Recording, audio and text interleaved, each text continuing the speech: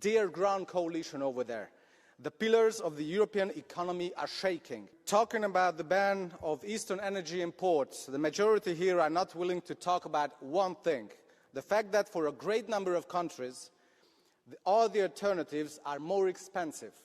The Draghi report clearly states that European companies already have to pay 5 times as much for the gas than their American counterparts. As a consequence, the European GDP growth is sluggish. Even the German industrial performance is declining. Don't you see the link between this and the sanction policy? The consequences are here to stay. For my country, according to IMF, a complete ban would mean an economic loss equivalent to 4% of our GDP. And you don't seem to care. All this issue means pure ideology for you, but dire consequences for millions. Even higher energy bills and ailing competitiveness. And you don't seem to care. Dear Grand Coalition over there, the pillars of the European economy are shaking, and voters know it well.